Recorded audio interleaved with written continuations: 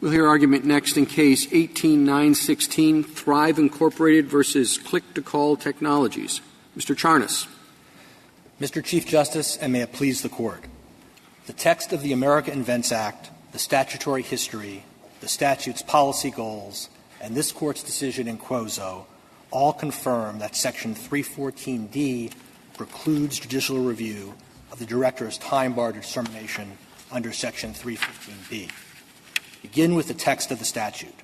Congress drafted the appeal bar to apply to, quote, the determination whether to institute an inter partes review under this section. Congress could have written Section 314D to review only the determination whether there was a reasonable likelihood that the petitioner would prevail. But Congress wrote the provision more broadly to apply to the institution decision as a whole.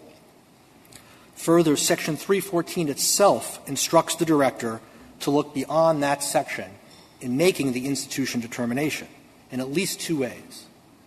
First, subsection B instructs the Director to, quote, determine whether to institute an inter partes review under this chapter. And more expressly, subsection A tells the Director to consider the patent owner's response in determining whether to institute review. And Section 313 says the patent owner in that response can present reasons explaining why the petition fails to meet any requirements of the chapter.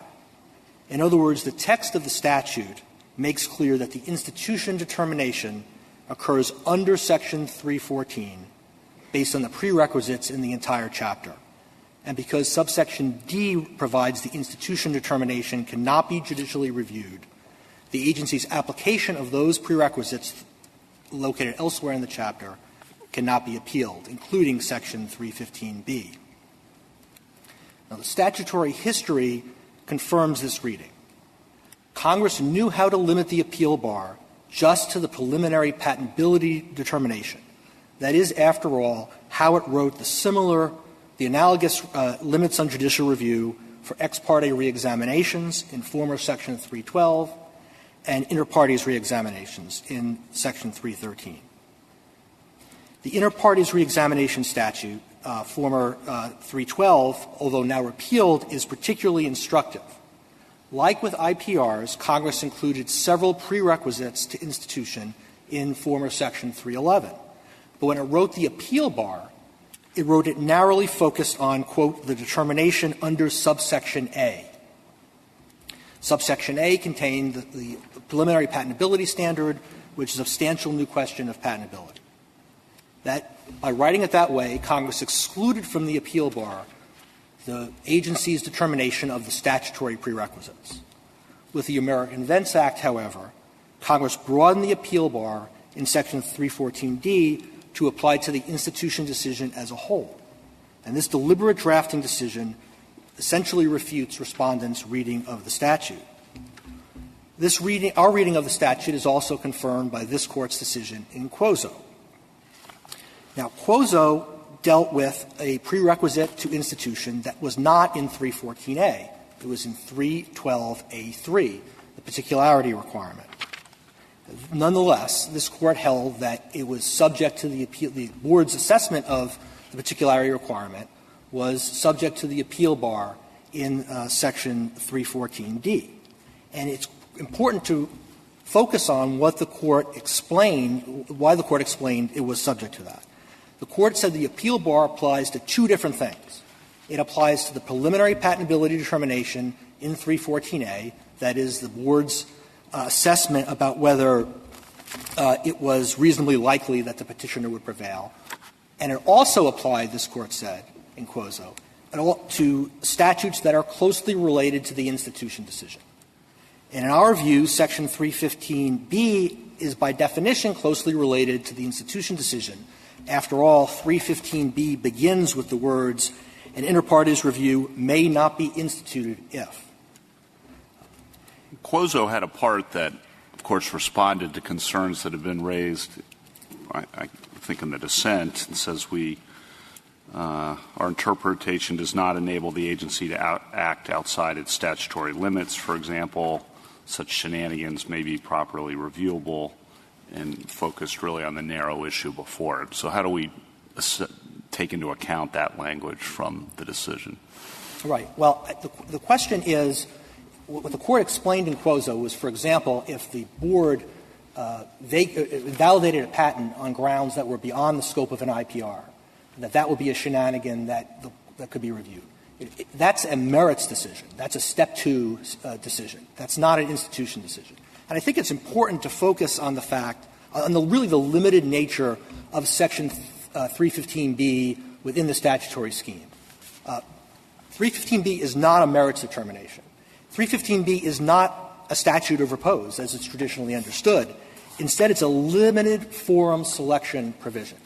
And it's a limited forum selection provision in two different ways. But, Mr. Chernis, let's just to follow up on this, let's just hypothesize that someone has tried to undo this patent 4 times, or maybe more, in a court of law, failed for various reasons every single time, and then comes to the director of patents who has a political mission, perhaps, to kill patents, let's just say. And it is clearly time-barred under the statute. Let's just hypothesize that. And yet the director goes ahead and does it anyway. Under your submission to the Court, I believe you're saying that is a shenanigan this Court cannot review. Well, I think it would be – it's correct that our submission is that it's not reviewable. The time bar is not reviewable. You just disagree that it's a shenanigan? Well, I'm not sure exactly what the Court meant by shenanigan. As we pointed out in our brief, shenanigan – I think it was a good-faith application by the board of the legal standard. I'm asking you in my hypothesis, yes. All right? Hypothesis, there's no good faith, okay? The director of patent has a political desire, for whatever reason, to destroy this patent and many others. Just hypothesize that, okay? In your circumstance, you're telling the Court there's no review of that decision, I believe, or maybe it's not a shenanigan even in your view, perhaps.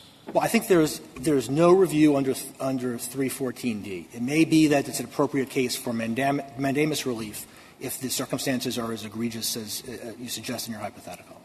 How would it be if it's not reviewable under 314B?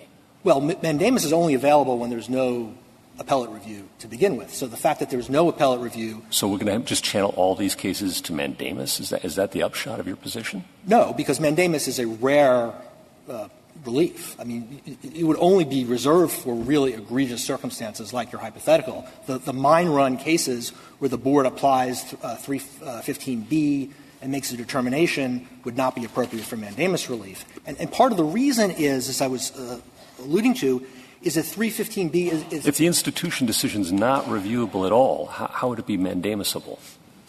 Well, if it's an egregious decision and where so it's not reviewable unless it's egregious. Well, but mandamus is only available in circumstances when there's no review. That's the first step for the mandamus. If you can review it on appeal, then mandamus is not available. So I don't think that excludes mandamus. I think in the circumstance where the director says, for example, yeah, we think this is time barred, but I want to kill this patent for political reasons, that may be egregious enough. And the Federal Circuit has indicated in a couple of different cases that mandamus may be appropriate in truly egregious cases in the context Do you agree with those decisions? Yes. Okay.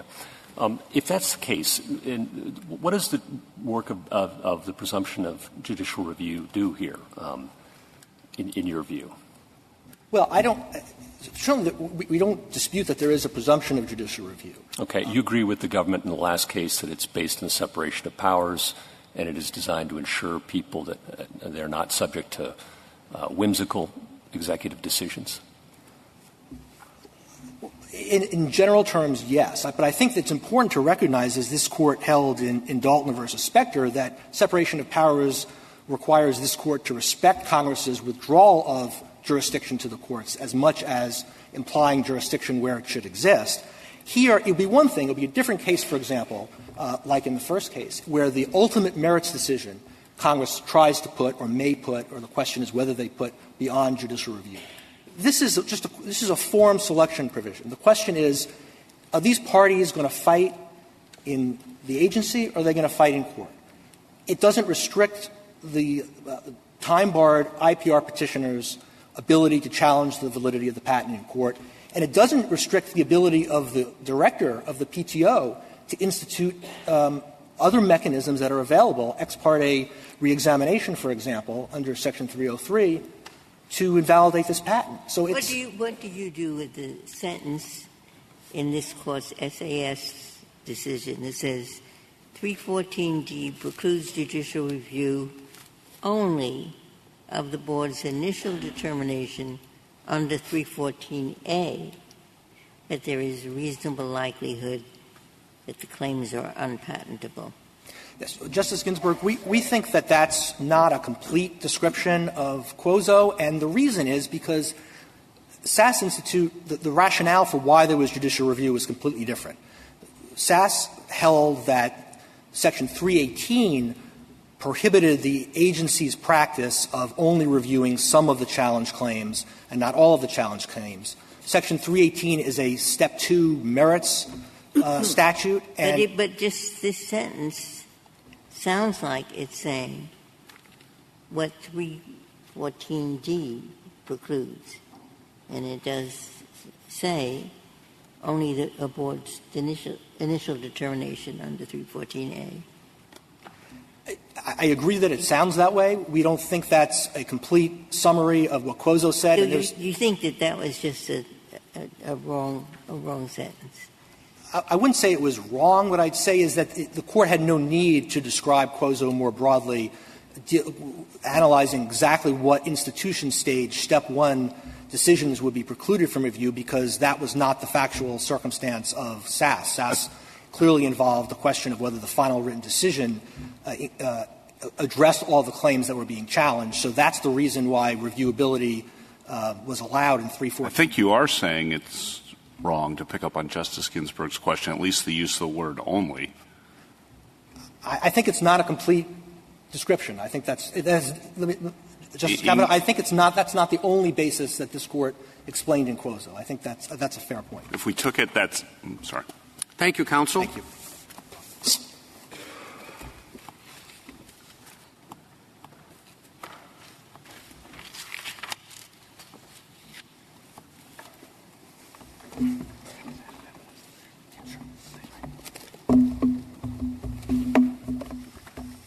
Mr. Ellis?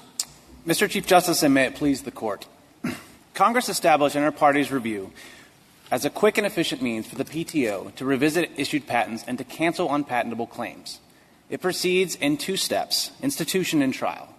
To prevent duplicative proceedings between the agency and the courts, Congress established a series of prerequisites to the institution of such a trial, but to maintain the efficiency of the process and ultimately to preserve the resources of the agency and the parties, it focused judicial review on the issue that matters most to the system as a whole, the final patentability analysis in the final written decision after trial.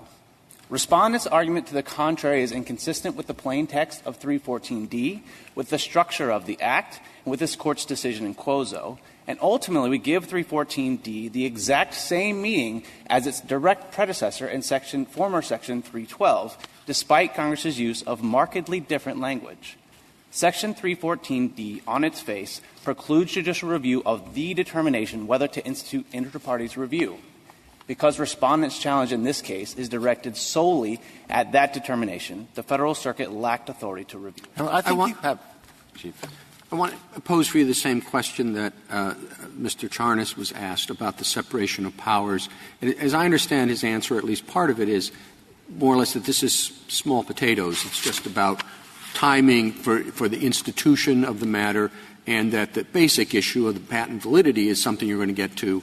You have a number of avenues to get to it. Is that do you agree with that view? I do largely agree with that view. I think that the presumption of judicial reviewability is primarily about congressional intent. And so I do think that in a case where you have an express bar on judicial review, you've got a long way down the road. That doesn't mean that it drops out entirely, but I also think it's important in this case, and it would mitigate any separation of powers concerns, that you do get review at the end of the day of the patentability analysis, the issue that matters most to the system and to the parties themselves. And I do think it's important to think about the fact that Section 315B isn't a limit at all on the director's ability to revisit the patentability of any particular patent. And so, Justice Gorsuch, when you offered a hypothetical about the director who is just bent on reviewing the patentability of a particular patent, I think one thing that should address that concern is that you're going to get judicial review of the patentability. That is to say, whether the director's decision is correct or not. But you're not going to get review, though,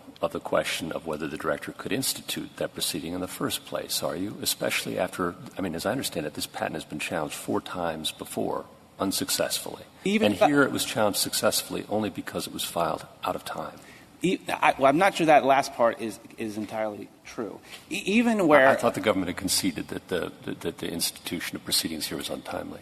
That's right. So 315B and that there's no review of that decision in this proceeding at all. That's right. But the reason that it doesn't mean that the director was precluded from reviewing the patentability of that determination is what my friend alluded to, that Section 315B doesn't bar the director from revisiting an issued patent. The director could have taken the exact same materials that was submitted with a petition for inter partes review, decided that the inter partes review was time barred, but then instituted an ex parte reexamination. Sure, there are a million other things that could happen, but this is what happened, and we can't review it, right? I agree, yes. And nobody will.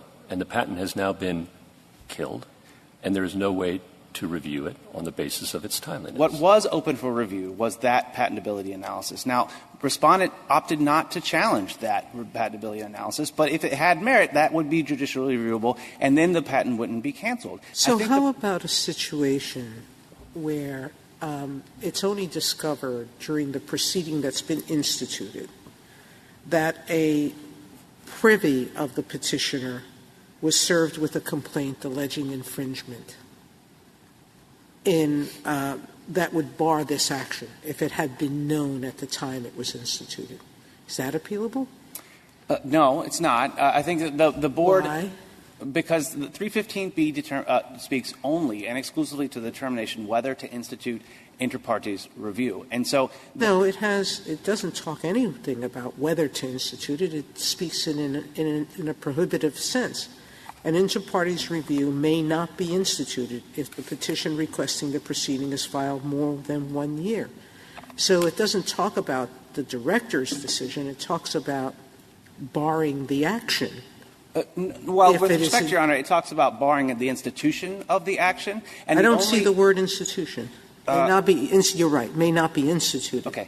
So it bars and the only actor who is authorized by the statute to institute inter partes review is the director. And so I think it fits very closely with 314D that makes clear that the determination. So if he learns during the proceeding, so this is not sort of a jurisdiction. This is not an issue that he can determine based on the papers. So the board at that point does accept a motion to terminate an inter partes review on the basis of newly discovered information. If the board finds that 315B should have barred institution of review, it can then vacate its institution decision. But importantly, what it does is vacate its institution decision. It does not issue a final written decision, and then that is a determination whether to institute inter partes review. Yeah, Mr. Ellis, I think you have a strong argument under Quazzo, but what do you do with the language that Justice Ginsburg read from SAS, and how would you reconcile SAS with your position here?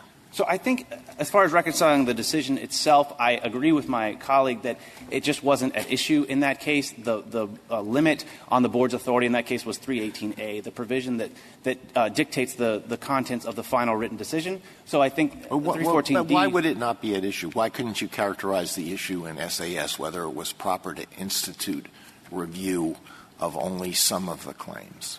To be sure, that's the way the government did characterize it. The court rejected that understanding of what was at issue and said that 318A, a provision that speaks to the final written decision, had been violated in that state case. And it wasn't very hard for the court then to conclude that 314D, which only discusses the determination whether to institute, wouldn't bar review of that. And I want to directly address this sentence that has been discussed about. I do think that sentence is wrong. I think it's incomplete. I think it starts, it's important to note, the sentence actually says, Quozo concluded that Section 314D only precludes the 314A determination. Quozo concluded more than that, and I think you look at the decision, you'll see that. But the reason that's not a problem is that it just wasn't an issue in SAS, and nobody flagged that because the statute that was challenged, that was on which the court's decision was based in SAS, was not either 314A or a closely related. Look at Quozo. And look at SAS. That's, everybody, I think several of us have the same problem. In Quozo, I mean, the object of this thing, those words, seem to be that look, there is a patent office making a decision about this claimed patent. In the closer relationship between the appeal and the issue on which it's being appealed to this decision, the more clearly barred it is. But you could have a reason for throwing out the patent that is terribly important, that has all kinds of implications. Constitutional, a different unrelated statute, or maybe there's some others which perhaps none of us could actually think of, but we could characterize them generally. Or then SAS doesn't say that's wrong. It's just nervous about the open language. And so it tries to take that and narrow it somewhat. By focusing really on the heart of what that was about, which is this individualized decision, which we know is barred, and now we have a statute. And this statute, well, it's not exactly just about this decision, is it? But it's sort of close, isn't it? And so what do we do with this statute? Because this statute talks about the general problem of complaints that were dismissed without prejudice. And do they fall or don't they fall within those words, serving a complaint? And that is a general question. And it goes well beyond this, or well beyond it. I mean, I don't know. So I'm saying if you were me and you read it that way, what would you say? Let's look at this statute. Is it a statute closely related, Quozo, or is it a statute closely related under SAS? And SAS doesn't use the words. Closely related. But that's what I think it's driving at. So I do think that this is a closely related decision. As we've discussed, it only speaks to institution. And if you have yes, of course it only speaks to institution, but you could have a statute that said anyone who's 6'2" can't institute. That would only speak to institution, all right? That would be an important statute or an important decision. So the fact that it only speaks to institution isn't quite catching the point. The point is how general and important is it above and beyond this particular proceeding, this particular claim. So if what you're driving at is sort of what was discussed in the first case this morning, that questions of law should be able to be reviewed, I just think unlike the provision in the first case, there's no basis to draw that distinction. So if you at the end of the day conclude it's just too difficult to figure out, as Respondent says, it's unworkable to figure out how close is close enough, then what I'd urge the Court to do is apply the provision as it's written. Well, if it's about the determination whether to institute inter-parties review, then it's not under this section. How about under this section, yes. How about that? How about the fact that traditionally executive branch agencies have considerable discretion in evaluating the merits of claims and deciding whether to proceed with enforcement actions? And traditionally, statutes of limitations or repose or deadlines that are clear and written in law tend to afford enforceable judicial rights to citizens. How about that? So as I mentioned before, this is not a statute of repose. This petitioner could challenge in the courts. This petitioner could join another IPR that was already proceeding. The director could institute review on the behalf of any other proceedings. person. I accept that, okay? But there's always like state proceedings. We don't do double jeopardy between states and federal law anymore. So there's always another proceeding available. There's always another way to skin the cat. But this is this is what Congress wrote in this cat, for this cat.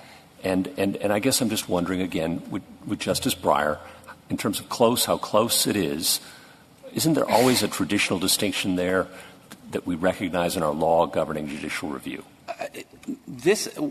maybe there is a tradition. I agree. And actually, Respondent argues that his reading of 314D would do nothing at all. In fact, would just reinforce those provisions. But I don't think that's a plausible reading of the statute. And to address the under this section language, that language is used throughout the AIA, indeed throughout 314 itself. But under this chapter is used in the same provision. If we had under this chapter here, that would solve your problem.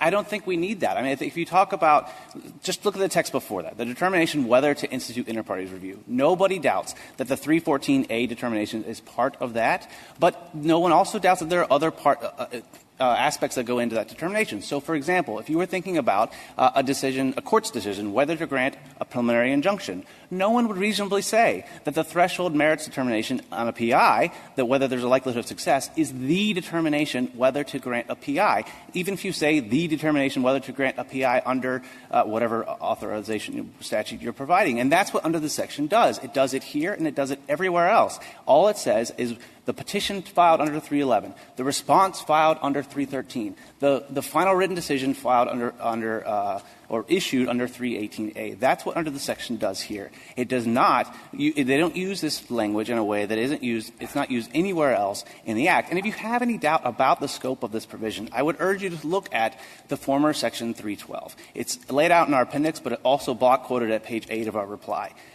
A respondent's reading of 314D is to exactly what 312C said, that the determination under subsection A is final and non-appealable. But if Congress wanted to do that, there's just no reason at all for it to have changed the language and for use a phrase that just doesn't sensibly describe only the threshold merits determination. So you really have a choice of giving under this section not a great deal of meaning that clarifies the authority, or you have a choice of giving a meaning that it has nowhere else in the code and then renders 314D largely superfluous in its entirety.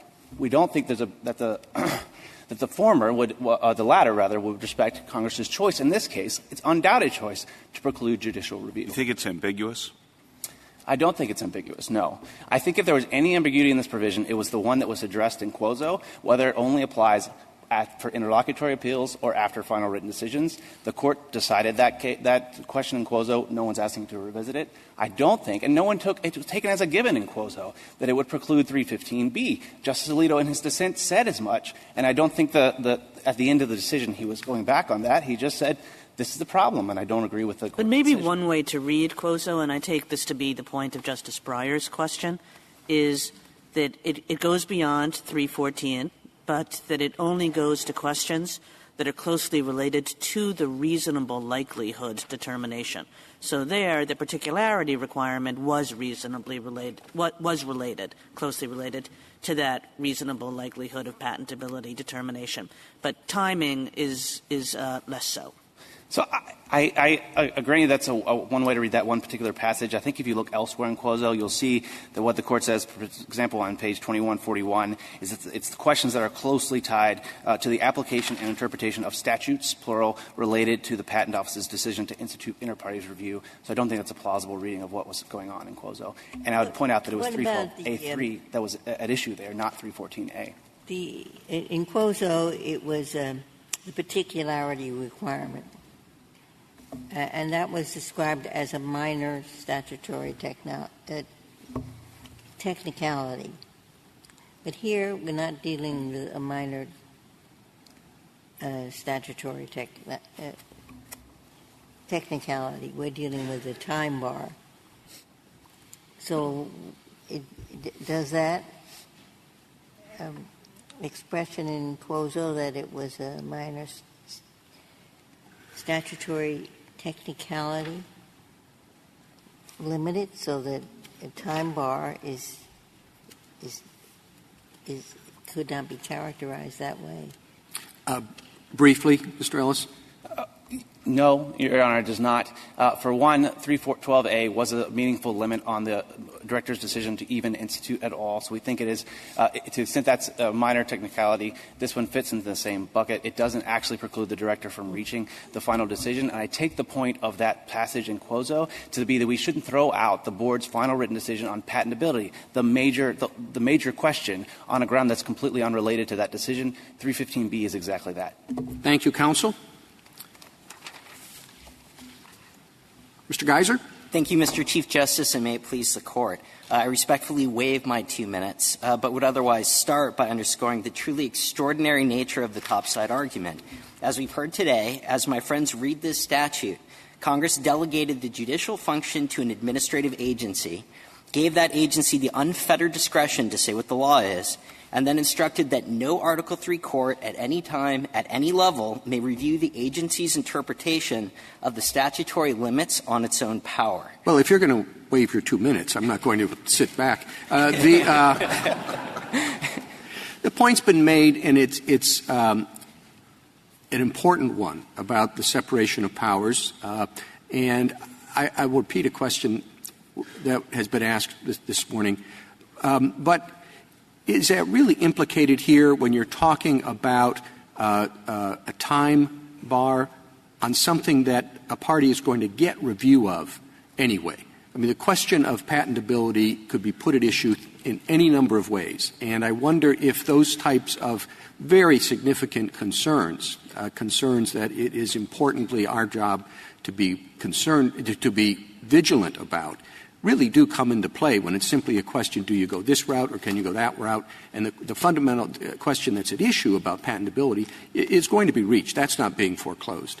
Well, the ultimate question isn't being foreclosed, that's true.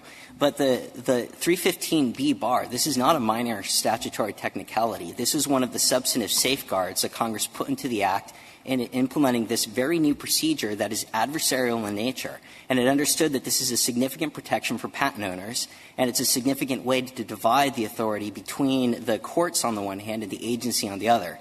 So this isn't the type of provision that just is out there and it doesn't really have any effect in the real world. But I mean, I don't think it's what we were fighting over at Yorktown. I mean, it's just a question of whether, as you said, the ultimate question, the ultimate issue that affects the property rights in a patent, it's going to be reached. It's just a question of whether you use one procedure or another. Well, Congress viewed it otherwise, Your Honor. Congress definitely could have put in the inter-partes review scheme something like it did in Section 303C, and so the director can institute sua sponte if it wants to. It instead required a proper petition, and it categorically cut off the agency's authority to act if the petition is filed after that one-year deadline in 315B. Well, it does, but you don't contest, right, that if this petition is thrown out, somebody else can bring another petition, right? Oh, hypothetically, they could, Your Honor, but you would need a hypothetical future party raising a hypothetical future petition. It hasn't happened yet. And there's nothing in the statute that says Well, but it wouldn't be rare to have such a party. Quite the opposite. It would be common to have another party who would pick it up. And what your solution would happen is that we go through the entire process, soup to nuts, and then we get to the end, and somebody says, you know, the time bar wasn't applied correctly. We throw it all out, and we start all over again on something that we know by now is an invalid patent. Well, we don't necessarily know that it is an invalid patent. Well, we know that the board held that it was an invalid patent. And it is reversed a quarter of the time. But I think the important point is that Congress did say that the agency cannot exercise its review power for inter partes review in those circumstances. And it may be true that there might be a future party, but we don't know that yet. Congress could have excluded that. Well, Congress also said that there's no judicial review of the decision whether to institute. And presumably Congress said that for exactly this reason, that once that decision is made and you go through the entire process and you get a merits determination, given that throwing it all out is just going to land you at square one doing the exact same thing, that it was it's a little bit silly to go back to square one. Your Honor, I don't think that Congress thought that Section 315B was insignificant. I think they wanted it to have teeth. And just to be absolutely clear, the petition that my friends are raising on the other side says that no court can construe what that language means. This is a provision that Congress used to calibrate important interests. But if we're in doubt about, we think it's ambiguous, doesn't the nullification of the determination that this patent is no good, that's out there, that's what the board thinks, that this should not have been patented, and we wipe that out, then you get another challenger, and the board has already made the decision that the patent is no good. There's something unseemly about nullifying the determination on the merits. I disagree, Your Honor, and for the reason that if the patent in fact is invalid, then it can be invalidated in a proper proceeding. And again, it's subject to judicial review on the merits, and so it's not entirely sure that that patent in fact is invalid. What we do know is that Congress did not want the proceeding to start if the petitioner is filing it after the year deadline. Often what happens, and this is not just a question of wasted resources, although we would submit that construing this provision correctly will spare unauthorized future proceedings that will far make up any resources wasted in this individual case. Well, what is the analogy that floats around in my mind on this is that judges and agencies start down a road and then they say, oh, my God, I made a mistake. And we give them lots of power in the law to call back what they did and correct the mistake. The obvious example last week was Rule 59. All right? Now, a judge, when faced with a 59 motion, says, my goodness, you're right, I made a mistake. And he changes it. Now, in fact, the party filed that 59 motion one day too late.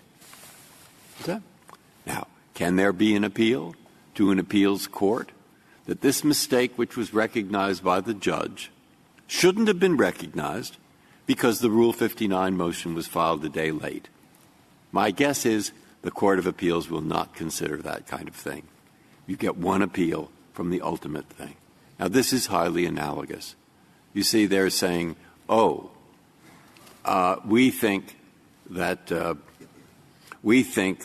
given all the other ways of filing, getting this in front of us, this issue of whether we made a mistake, it's not what Congress meant that we can't hear it when there is a complaint filed and the parties say throw it out without prejudice. That shouldn't stop us from hearing it. They might be wrong about that, but that's like filing the 59 motion a day too late. And we shouldn't have review of that kind of thing. All it was an effort to correct a mistake. What do you think? Well, this is what I think, Justice Breyer. I think that this is the construction of a federal statute. So the question is not how do we apply a given rule with a given construction on a given day for a certain set of facts. This is what does an act of Congress mean? And again, that's true, of course, or could be true in many matters governing instances where judges or agencies call back something they did because they think they did it wrong. Well, would that make it somehow more reviewable? Well, I think what makes it reviewable is the strong presumption favoring judicial review. Again, it is exceedingly rare for Congress to enact a highly reticulated scheme that's restricting the agency's core authority for significant policy objectives and that says, agency, you figure out what those provisions mean. Well, you're right. It is rare, and that's why we have this presumption, and we usually don't think that Congress wants it. But this language is pretty broad. It's the decision to institute is final and unappealable. And you're going to tell me it's in this section, and I'm going to tell you, in this section, it's just the decision to institute is in this section. But the decision to institute is final and unappealable. Well, a couple key points, Your Honor. I am going to tell you that it says under this section. But I do think it says that for a very important reason. And under my friend's reading, that phrase under this section has absolutely no meaning. You can take it out of the statute, and it means exactly the same thing. In fact, you can replace the word section with the word chapter. These are two very different terms. And Congress knows the difference because if you look to 314B, they use the phrase institute under this chapter. Well, I don't want to interrupt the rest of your answer to Justice Kagan, but would it be possible for the director to institute inter partes review under some other section? Could the director say, I don't want to invoke 314. I want to institute inter partes review under some other provision of law. Can he do that? Well, this is – and there's an oddity with this statute, Justice Alito, in that there is not an express provision anywhere in Chapter 31 that expressly authorizes the director to institute review. It's not in 314. The institution takes place implicitly under this chapter, which is why if you look through Chapter 31, you'll see repeated instances. And I think 314B, which is under this section, is a great illustration. It talks about institute and inter partes review under this chapter. It is not, as my friend from the government says, it's just describing where something happens. Mr. Geiser, I think 314A does. It does it in a little bit of a backhand way. I understand that. But it says it gives – 314A is what tells the director when he should institute. And so it's 314A that authorizes the director to institute, and then 314D says the decision to institute under this section, in other words, under 314A, is final and unappealable. I almost agree, but there's a very important predicate step, and that's in order to get to Section 314, you first have to clear the gateway prerequisites under 315, including 315B. And as my friend from the government concedes in the reply brief, this is on page 6 of the government's reply, they concede that if the prerequisite under 315B is not met, the director has nothing else to do, which means that the director doesn't make any determination under Section 314. And you're right that Section 314D is linking the determination under the section whether to institute to that determination under A, which is entitled the threshold consideration.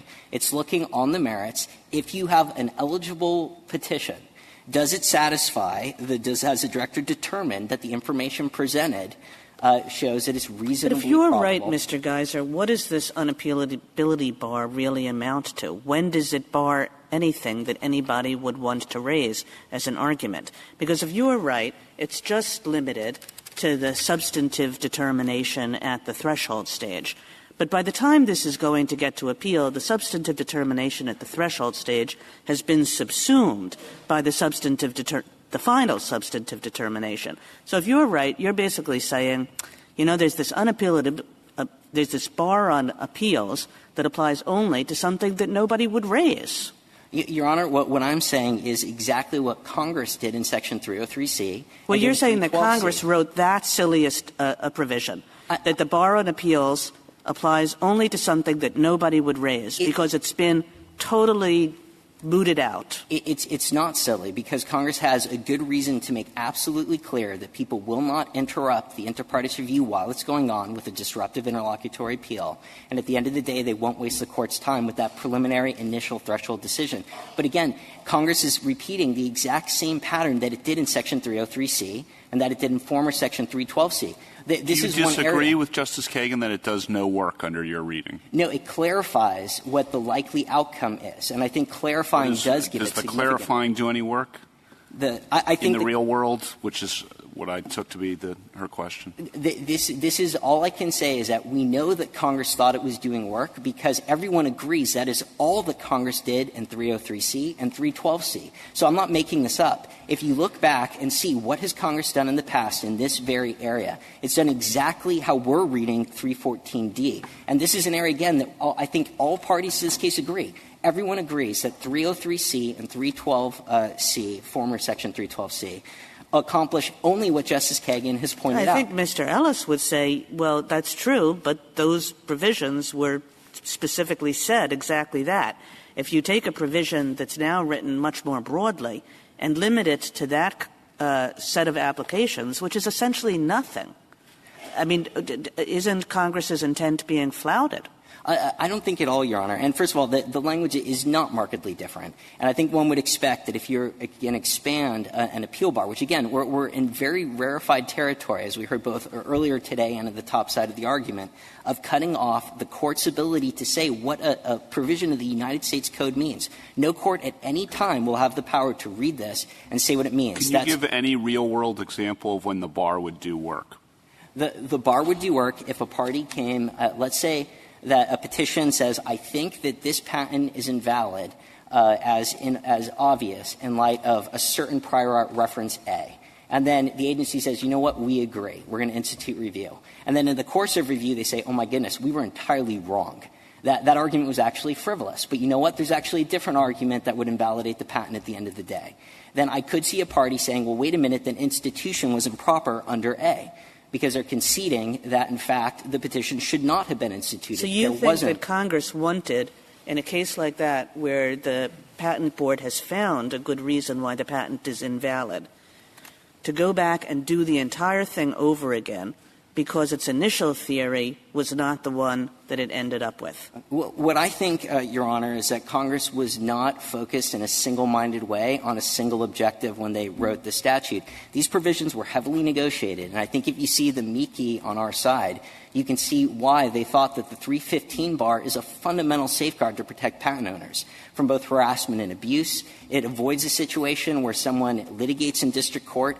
They test the waters. It turns out they don't like how it's going, and they try to uproot the proceeding to the agency after the fact. This is very important substantive protections for a patent owner whose property rights are subject to review in an Article I tribunal. And my friends have even conceded that that tribunal is truncated.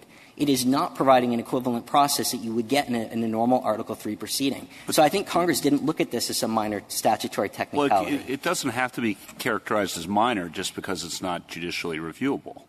We presume that the executive officials are going to follow the laws set forth by Congress, whether or not there's judicial review.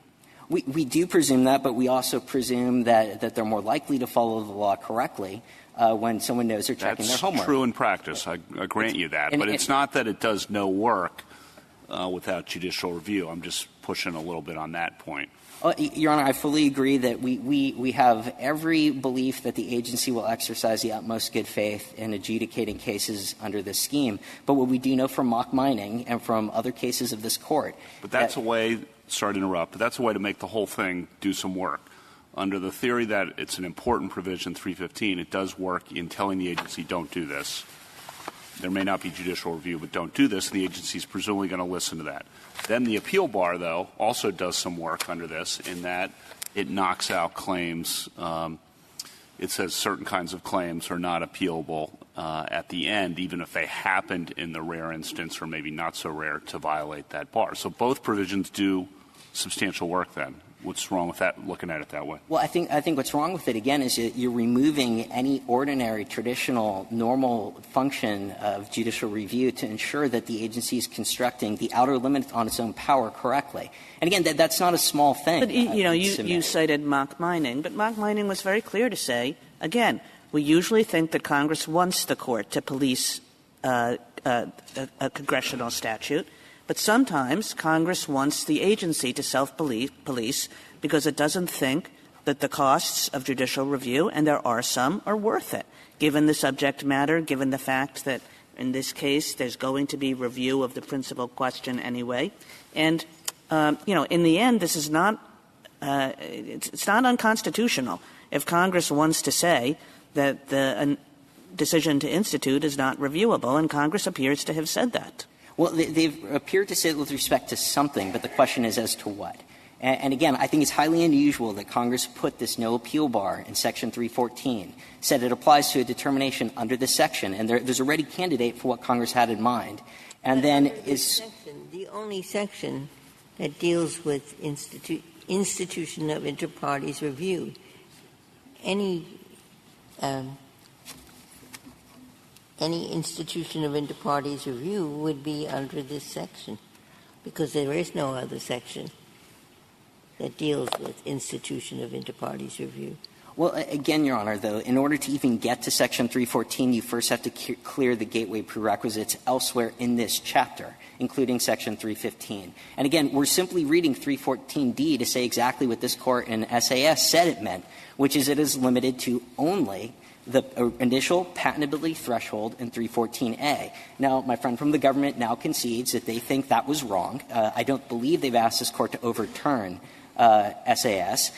We don't think that the Court was wrong. Well, it's not a question of overturning. It's just, I think what they were saying is that SAS dealt with one issue in which it was unnecessary to recite Quozo's full test, but Quozo has a broader test than SAS quoted.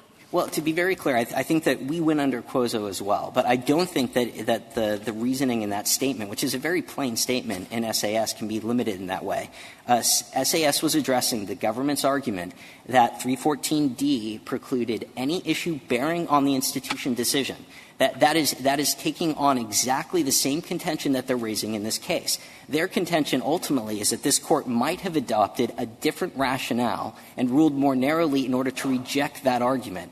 But that is an absolute part of the core holding of the case and rejecting what the government eventually framed as their primary submission in SAS. But I also want to be clear about how to reconcile SAS with Quozo, because I think SAS has already given us the pathway on how to do that.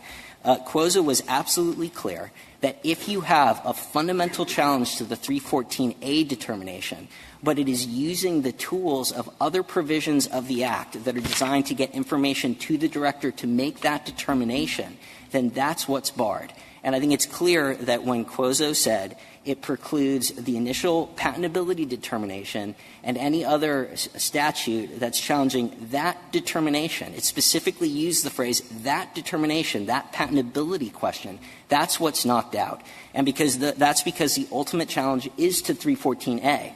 And that makes good sense because no party in their right mind would say, I have no problem at all with the reasonable patentability determination. The threshold was met. What I'm really upset about is the way that the petition was written.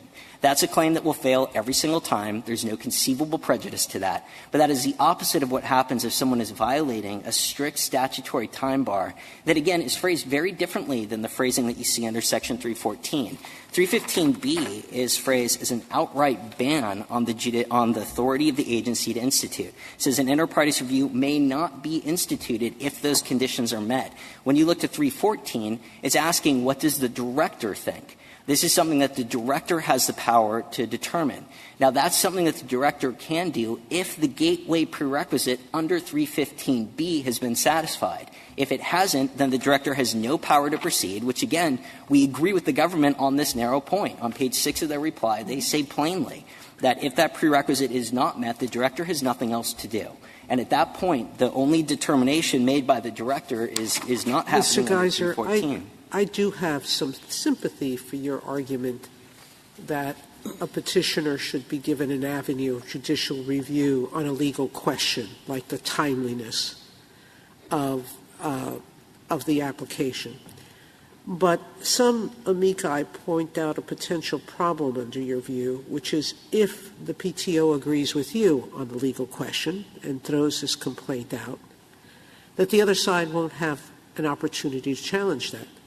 Because the only power to appeal is under 319, and 319 requires a full hearing for appealability. So what do we really, one way or another, we're going to preclude judicial review, the argument goes, of a legal question. Let me see if I can give you some comfort on that. There are always two questions that come up in these cases. The first is there a provision that affirmatively authorizes judicial review? And the second is there a provision that affirmatively precludes judicial review? So we're talking about 314D. Now, our contention is that, let's say the Patent Office misreads 315B to say it doesn't have authority when it in fact does. It reads 1 year to mean 6 months. So it's cutting off lots of time. No, just this case. It reads it this way. And the other side says you're wrong for all the reasons it earlier gave. Okay? So our contention, again, is that 314D would not preclude review. The question is, what is the affirmative power to review? Now, it won't come under 319. You're right. There's no final written decision. But that doesn't take away the potential to raise this under the APA, which provides judicial review for decisions where there's no other adequate means of doing it. It potentially could get review under mandamus, depending on the egregiousness of the decision. And there is a provision in Title 28. It's 1295A4A that gives the Federal Circuit jurisdiction over a decision of the patent of the PTAB in the inter partes review setting. So there are lots of different ways that someone who feels aggrieved by a misreading that cuts off power that otherwise exists. And I don't think that would also fall within the exception, just to make sure I'm rounding out the answer, for decisions that are committed to agency discretion. Because if the determination is we lack the authority to do something because they've misread one of the outer limits on their power, as opposed to we're declining to review for reasons of agency resources, or we just don't think this is important enough to spend our time on, that's a different type of question. So I think that the amici on the other side are wrong in that respect. So what's so terrible about reading in this section to mean what it says, which is that where the director, what is the exact word, where the director decides to institute an inter partes review under this section, that's it. You can't appeal that decision. That's the norm. And after all, the director could do this on his own, couldn't he? The director could institute an ex parte reexamination. So this then is basically a way, a little complicated way, but of the agency saying, oh, my God, we made a mistake.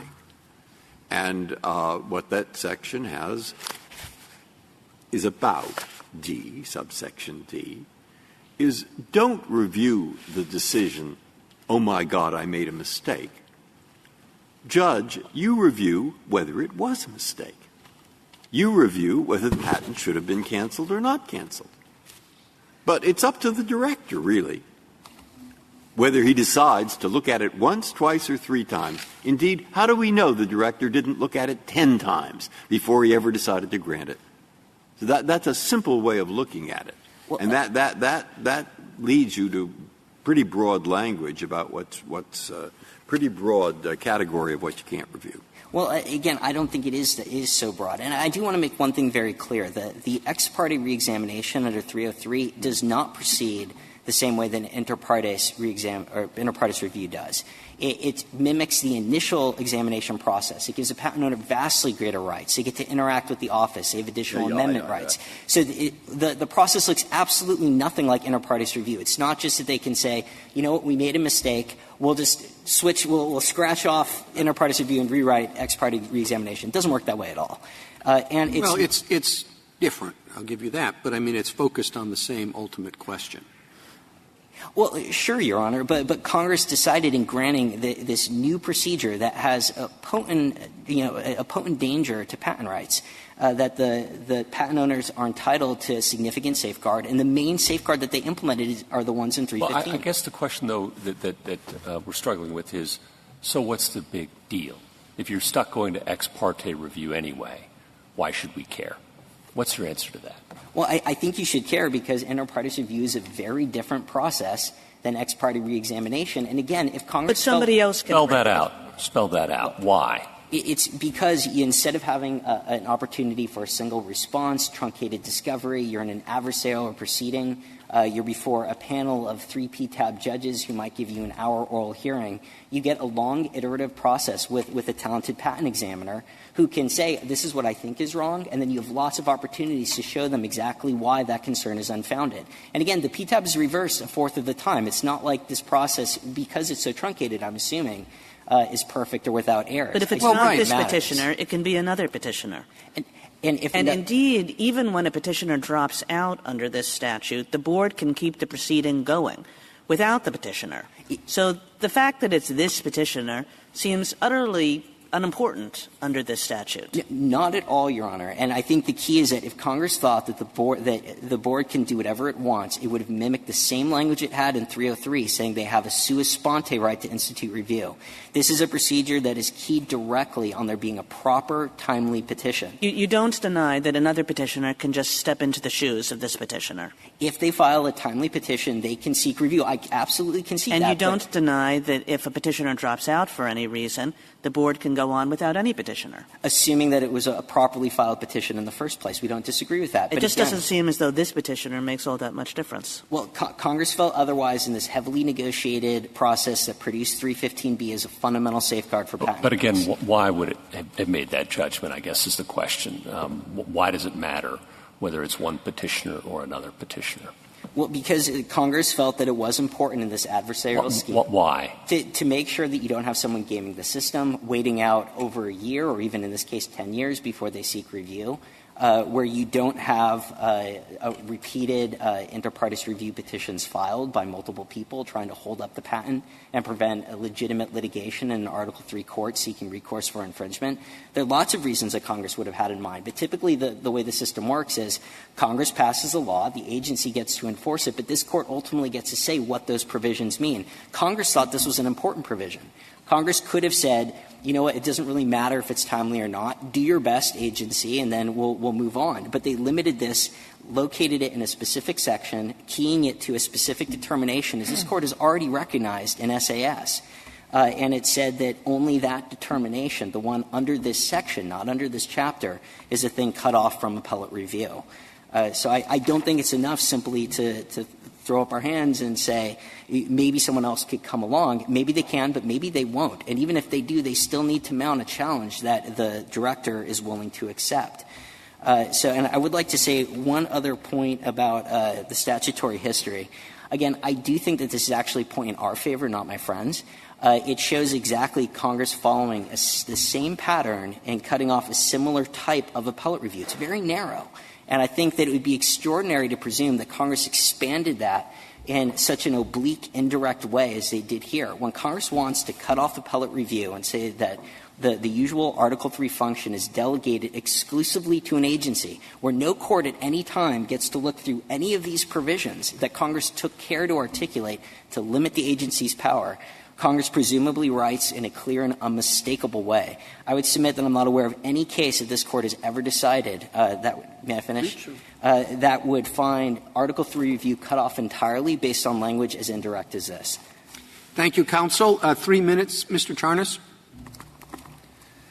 Thank you. I'd like to make 4 points. First, with respect to the language under the section in 314D, other provisions of Chapter 31 make perfectly clear that Congress viewed the institution decision under 314. For example, 315C refers to, quote, the institution of an IPR under Section 314.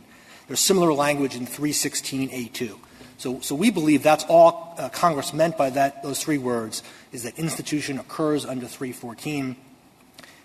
The title of 314 is Institution of Inter Partes Review, and there's no other provision of the statute that could plausibly involve institution.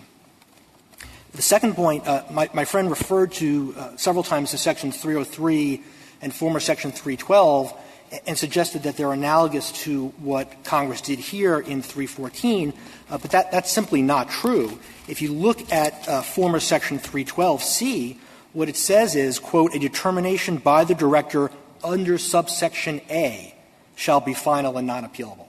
If Congress meant to limit the preclusion of judicial review to the preliminary patentability determination in subsection A of Section 314, there's no reason it would not have used the language that was already in the statute that it was replacing when it drafted the America Invents Act. And it did not do that. It specifically changed the language, and that change has to have some meaning.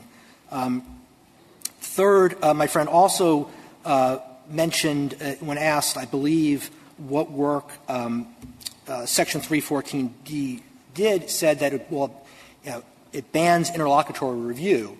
Well, that rationale was specifically rejected by this Court in Quozo, where it said it was not limited to simply prohibiting interlocutory review. In fact, it would have been superfluous if that was the purpose of the statute, of the provision.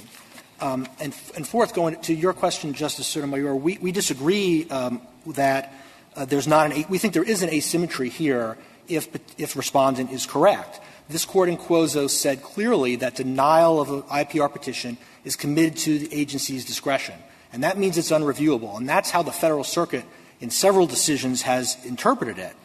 In the Wi-Fi 1 case, which is the en banc case that was applied below, the Court said that a denial cannot be reviewed. In the more recently in the St. Regis Mohawk case, it said the same thing. So I think you've got an asymmetry here, which is that legal determinations made by the Board in the course of granting review, if Respondent is right, can be reviewed after final written decision on appeal. But if the Board denies review on the basis of a legal determination, that will never be reviewed. So here, for example, if the Board came to the opposite conclusion, it would not be reviewable. Thank you, counsel. The case is submitted.